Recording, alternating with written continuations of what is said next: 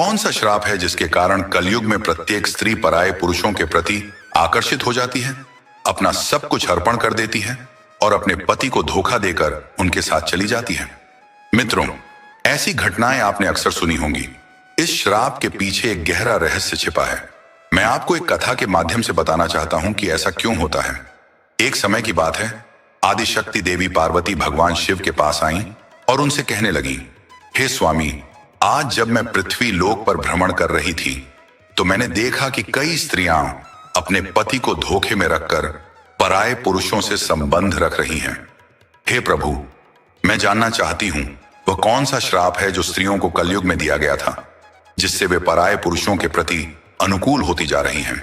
किस कारण हर दूसरी स्त्री अपने पति या पिता को धोखा दे रही है और स्वेच्छाचारी बनती जा रही है? हे प्राणनाथ, कृपा करें और मेरी इस शंका को दूर करें।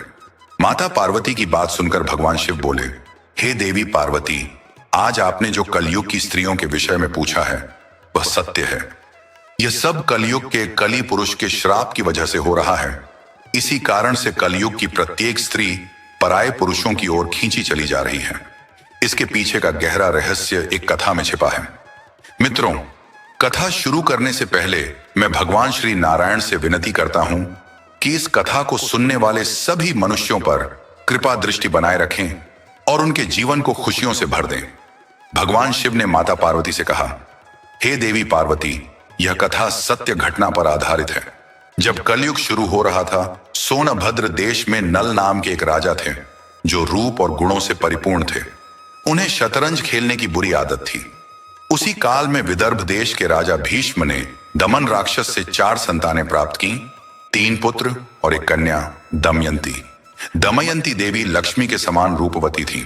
भगवान शिव ने कहा, हे देवी पार्वती, एक दिन राजा नल अपने राजमहल के उद्यान में टहल रहे थे जब उन्होंने स्वर्ग के पक्षी के समान एक सुंदर हंस देखा।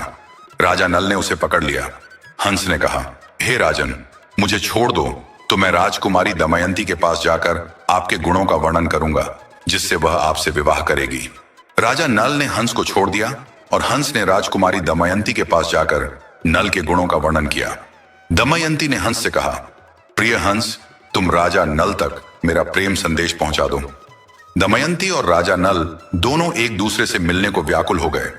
दमयंती के स्वयंवर का आयोजन हुआ और सभी राजा वहां पहुंचे। देवताओं ने भी दमयंती के स्वयंवर का समाचार सुना और वहां पहुंचे। राजा नल ने देवताओं के दूत बनकर दमयंती से कहा, स्वर्ग के देवता तुमसे विवाह करना चाहते हैं। लेकिन दमयंती ने राजा नल को ही पति के रूप में चुना। स्वयंवर के बाद देवताओं ने कलयुग और द्वापर से भेंट की। कलयुग ने कहा, मैं दमयंती के स्वयंवर में उससे विवाह करने के लिए जा रहा हूं।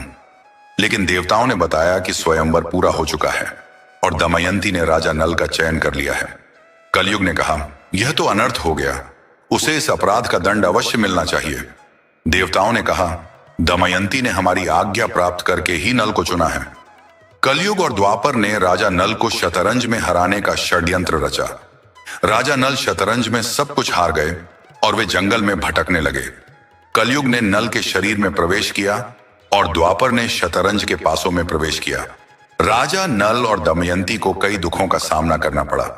एक दिन नल ने सोचा कि दमयंती को छोड़कर चले जाना ही उचित होगा। जब दमयंती सो रही थी, नल उसे छोड़कर चले गए। भगवान शिव ने कहा, हे देवी पार्वती, कलयुग ने नल और दमयंती के साथ जो क्रोध प्रकट किया, उसी श्राप के कारण आजकल स्त्रियां पराये पुरुषों की ओर आकर्षित हो रही हैं।